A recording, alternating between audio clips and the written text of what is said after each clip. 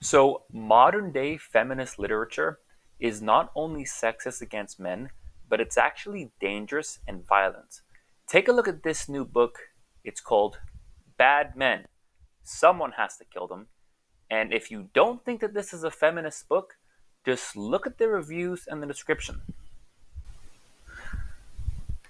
Now, the author's name is Julie May Cohen, and I will get to her in just a little bit. But let's just take a look at how the book is described in some of the reviews. It's a tough job, but someone's got to kill them. And then here are the reviews. The feminist serial killer you didn't know you were waiting for.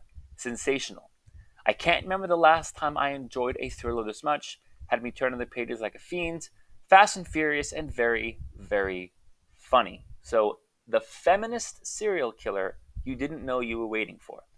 So, let's see what the book's actually about. Safi has a secret that she is deeply ashamed of. It's not the fact that she's a serial killer in her free time.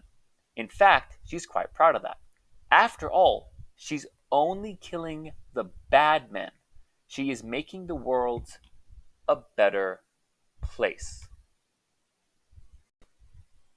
So, right off the bat, you'll note that she's a feminist serial killer because she kills bad men. Now, I wonder though, what does a feminist serial killer consider to be a bad man? Now, if she's talking about rapists or abusers, that's one thing. But would a men's rights activist be considered a bad man? Would I be considered worthy of being serial killed by this person? Would I be considered a bad man in the eyes of a feminist serial killer? Would you? I don't know. So let's go to the author's Twitter, and I want to show you one tweet in particular. There's a lot of particular. I've seen the hashtag not all men trending. I want to tell you a story about this photo. It's not an important or traumatizing story, though it is. It's not about all men either, but it is. But it is. And that's the thing. When you see feminists, authors, and feminists on social media say things like hashtag kill all men and things like that, they're not really kidding. It's like they're just joking. They don't really mean it, but it's also not entirely a joke. And there's a part of them that does kind of mean it. It is disguised hate. And there's a lot of books like this. There's a lot of books from feminist authors who are saying basically the same thing with the same theme about killing and hating men. And here's the thing, where is the pushback from the moderate feminists? The feminists who say, oh, feminism isn't really about that. Feminists don't really say that. That's not real feminists. Okay, well, show me where the real feminists are who are saying, no, we don't agree with that. That kind of language is not okay, and that's not what we believe. You basically never hear from them. Why not? What this is something called milieu and milieu control. And it's similar to what progressives call a dog whistle.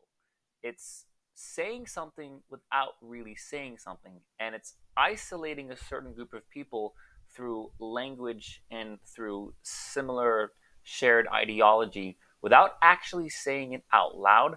I've put links below to milieu control so you can kind of familiar yourself with what it is, but it's saying something without really spelling it out. But what do you think the intention is when they want young, impressionable women and girls to read these books? What do you think the psychological effect down the road is going to be? Is it going to turn them into serial killers? Probably not, no.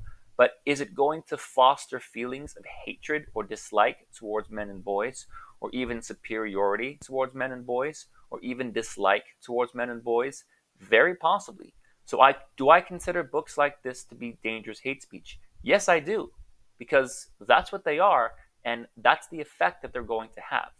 Now, show me any men's rights literature that is anything similar to that. It doesn't exist.